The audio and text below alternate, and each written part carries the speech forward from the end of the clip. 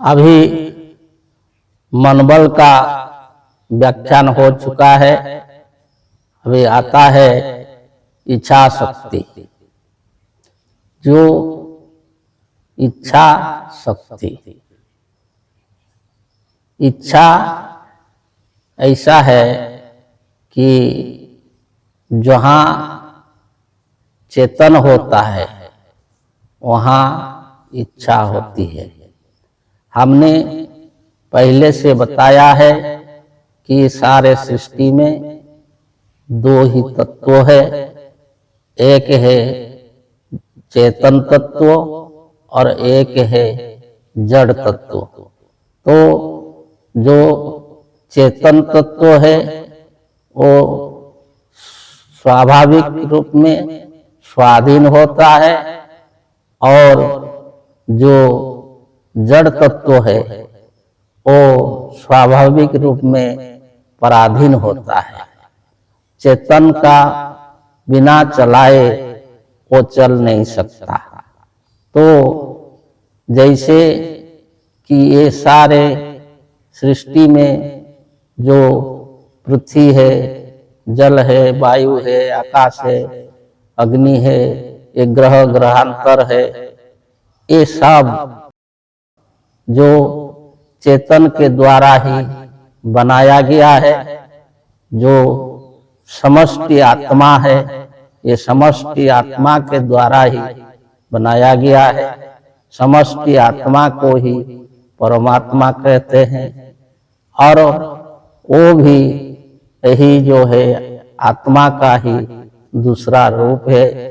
तो ऐसे जो भगवत गीता में भी कहा गया है कि परमात्मेति चाप्युक्तो देहेस्मिन् पुरुषो परः।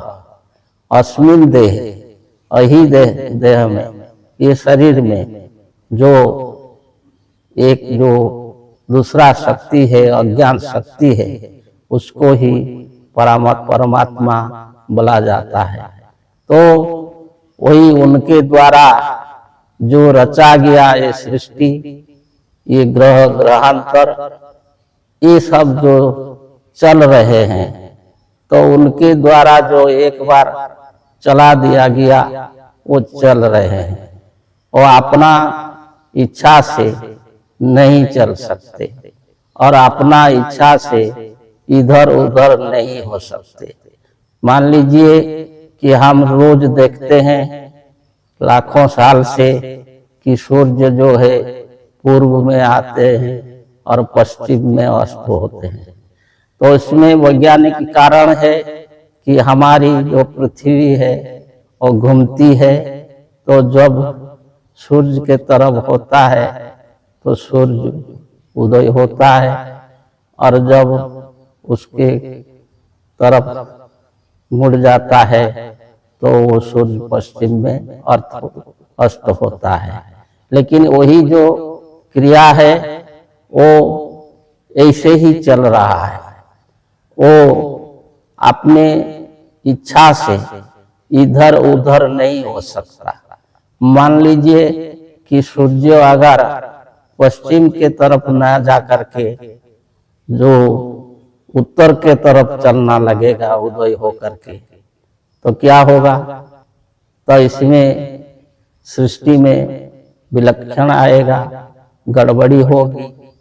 और जो जैसा बनाया गया है, जिसको जैसा रखा गया है, वो ऐसा ही चलता है। जैसे घड़ी को बना करके और उसको चाबी दे देते हैं और या बैटरी दे देते हैं, तो वो टिक टिक करके एक ही दिशा में चलता रहता है। तो ऐसे ये जो जड़ संसार है, वो जड़ संसार को जो चेतन आत्मा ने, परमात्मा ने जो उसको बना करके उसको जो एक नियम दिया है, तो वही नियम में ही वो बंधे हुए हैं और वही नियम से ही वो सब चलते हैं। परंतु जो चेतन है, एक चिंटी है, तो वो चिंटी चेतन होने के कारण वो इसी नियम से नहीं चलता है, वो अपना नियम से चलता है, जो अपना इच्छा से चलती है। तो वो चल रहा है जो पूर्व के दिशा में मन हुआ, तो वो फिर घूम करके दक्षिण के दिशा में चल जाएगा या चुपचाप रह जाएगा।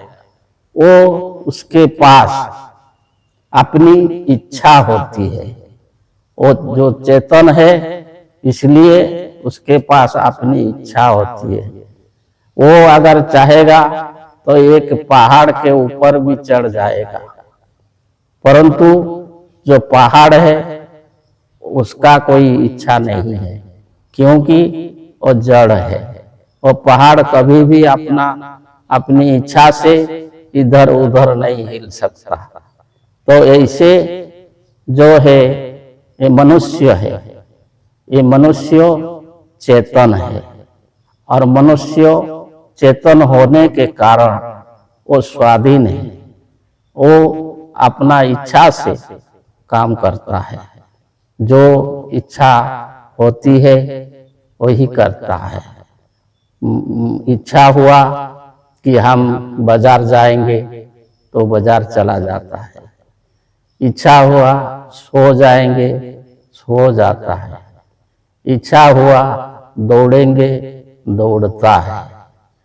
तो ऐसे जो है चेतन है, चेतन का इच्छा होती है, और वही जो इच्छा है, ये इच्छा शक्ति, ये बहुत बड़ी शक्ति होती है। इस इच्छा शक्ति को प्राप्त कर लेने से मनुष्य बहुत बड़ी सिद्धि को प्राप्त कर लेता है। इसको आगे बताएंगे। जय जय।